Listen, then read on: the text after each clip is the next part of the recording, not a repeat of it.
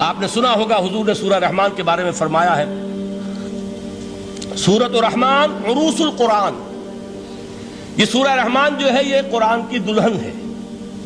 جیسے دلہن کو آپ خوشنما لباس پہناتے ہیں، آراستہ پیراستہ اس کو گہنے اور اس کو زیور پہناتے ہیں، تو جس طریقے سے سجاتے ہیں آپ دلہن کو، اللہ تعالیٰ نے ایک سورت قرآن مجید میں یہ ایسی رکھی ہے سورہ رحمان کہ اسے خوب سجایا ہے.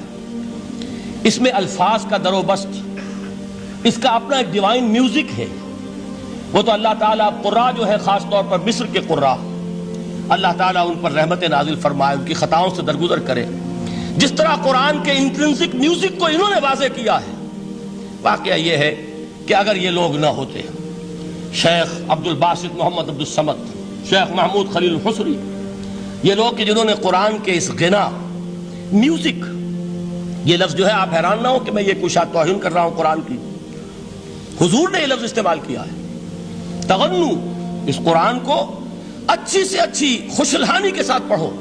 من لم یتغن بالقرآن فلیس منا، جو قرآن کو بہتر سے بہتر انداز میں، اچھی سے اچھی آواز میں، خوشلحانی کے ساتھ پڑھنے کی کوشش نہیں کرتا، وہ ہم میں سے نہیں ہے. بلکہ ایک مرتبہ حضور رات کے وقت آپ گشت پر تھے اپنے ساتھیوں کے حالات معلوم کرنے کے لیے. حضرت ابو موسیٰ اشعری رضی اللہ تعالیٰ عنہ ایک صحابی ہیں، ان کے گھر کے پاس سے گزر ہوا. وہ رات کو تہجد پڑھ رہے تھے، کھڑے ہوئے کیف کے عالم میں قرآن تلاوت کر رہے ہیں. حضور کو بہت پسند آئی ان کی قرات، کافی دیر تک وہاں کھڑے سنتے رہے.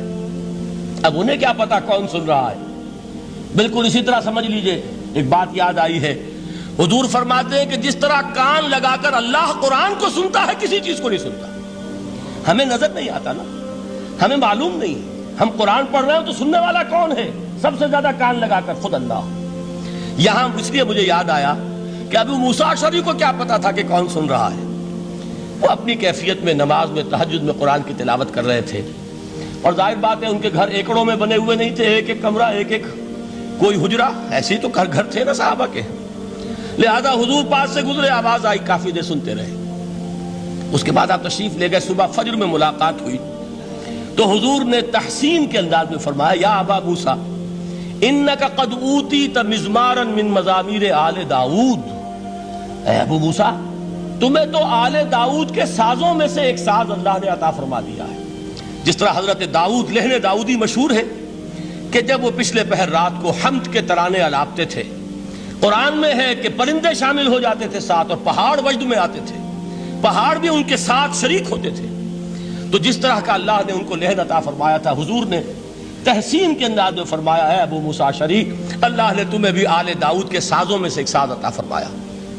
بہرحال قرآن مجید کا جو یہ میوزک ہے، قرآن کے الفاظ کا جو حسن ہے، جہاں تک حسن معنوی ہے وہ تو ہر لفظ میں ہے، لیکن یہ حسن ظاہری، حسن صوتی، حسن لفظی، یہ اپنے کلائمیکس پر آپ کو نظر آئے گا سورہ رحمان میں. لیکن قرآن میں یہ سورت اس اعتبار سے بھی ممتاز ہے، اس کی 4 آیات پر ذرا توجہ کریں گے، عجیب حقائق سامنے آئیں گے. جہاں یہ قرآن مجید کے حسن صوت اور حسن لفظی کی معراج ہے، وہیں اس کی پہلی 4 آیات میں 4 چوٹی کی چیزوں کا ذکر ہے، سب سے اونچی چیزیں. پہلی آیت کیا ہے؟ الرحمن. ایک آیت ہو گئی. رحمان کیا ہے؟ اللہ کا نام ہے. کبھی آپ نے غور کیا اللہ کے ناموں میں سب سے پیارا نام کون سا ہوگا؟ رحمان. کیوں؟ اس کا مادہ کیا ہے؟ رحمت. ہمیں سب سے بڑھ کر جس چیز کی ضرورت ہے وہ کیا ہے؟ رحمت خداوندی. نام اچھی طرح سن لیجئے اس حضور کے قول کو. حضور فرماتے کوئی شخص جنت میں مجرد اپنے عمل کی بنیاد پر داخل نہیں ہو سکے گا جب تک کہ رحمت خداوندی دستگیری نہ کرے. کسی صحابی نے بڑی ہمت اور جرأت کا ثبوت دیا کہ پوچھ لیا، کیا حضور آپ بھی؟ جب آپ نے فرمایا کوئی شخص داخل نہیں ہو سکتا جنت میں محض اپنے عمل کی بنیاد پر جب تک کہ رحمت خداوندی جو ہے وہ دستگیری نہ فرمائے. پوچھا گیا کیا آپ بھی؟ آپ نے فرمایا ہاں میں بھی. آپ انداز کیجئے کہ اگر محمد الرسول اللہ بھی رحمت خداوندی کے ضرورت مند ہوں تو تاب دیگراں چہ رسد، ہماری تو سب سے بڑی ضرورت رحمت خداوندی ہے. اب یہ رحمت جو ہے قرآن مجید میں اللہ تعالیٰ کی یہ شان 2 الفاظ کے ذریعے سے آتی ہے، رحیم اور رحمان. اور کوئی مادہ نہیں ہے جس سے 2 نام بنتے ہوں اللہ کے. لیکن یہ مادہ ہے واحد رحمت کا کہ جس سے رحمان بھی ہے رحیم بھی ہے.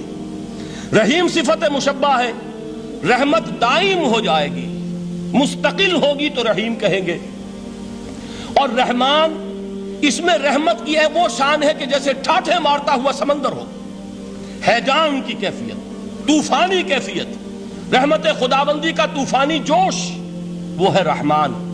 آپ تو رہتے اس علاقے میں ہیں، آپ کو معلوم ہے عرب اگر بھوکا مرا جا رہا ہو تو کیا کہے گا؟ انا جوعان.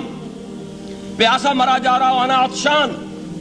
بہت غضبناک ہوگا غضبان. غضبان آصفہ قرآن میں آیا ہے، بہت غضبناک. رحمان جس کی رحمت جو ہے جوش میں ہے، ٹھاٹھے مارتے ہوئے سمندر کے مانند. تو یہ اللہ تعالیٰ کے ناموں میں سب سے پیارا نام. اب آگے چلیے.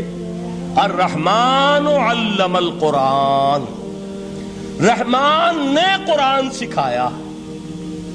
رحمت خداوندی کا سب سے بڑا مظہر، رحمان کی رحمانیت کا سب سے بڑا مظہر قرآن ہے.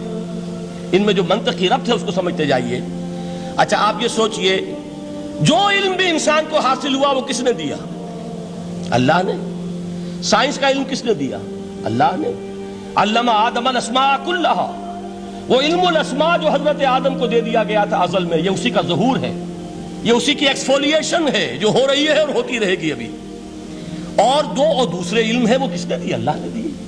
لا یحیطون بشیء من علمہ الا بما شاء، مخلوق میں سے کوئی اللہ کے علم میں سے کسی شے کا احاطہ نہیں کر سکتا مگر وہ جتنا اللہ دینا چاہے. لیکن یہ کہ تمام علوم میں چوٹی کا علم قرآن. نوٹ کرتے جائیے، اب چوٹی کی چیزیں جمع کیجیے. اللہ کے ناموں میں چوٹی کا نام رحمان. اللہ نے جو کچھ انسان کو سکھایا اس میں چوٹی کا علم قرآن. خلق الانسان، انسان کو پیدا فرمایا. سوال یہ کہ حیوانات کو کس نے پیدا فرمایا؟ آسمان کس نے پیدا کیے؟ زمین کس نے پیدا کی؟ فرشتے کس نے پیدا کیے؟ کیا مطلب خلق الانسان؟ اس کی تمام مخلوقات میں اس کا کلائمیکس، اس کی تخلیق کی معراج، اس کے تخلیق کا نقطہ عروج انسان ہے. یہ ہے کہ جو مسجود ملائک بنا ہے. وَلَقَدْ كَرَّمْنَا بَنِي آدَمَ وَحَمَلْنَاهُمْ فِي الْبَرِّ وَالْبَحْرِ وَرَزَقْنَاهُمْ مِنَ الطَّيِّبَاتِ وَفَضَّلْنَاهُمْ عَلَى كَثِيرٍ مِّمَّنْ خَلَقْنَا تَفْضِيلًا. تو تخلیق میں سب سے اونچی تخلیق انسان کی، علموں میں سب سے اونچا علم قرآن کا، اللہ کے ناموں میں سب سے اونچا نام رحمان.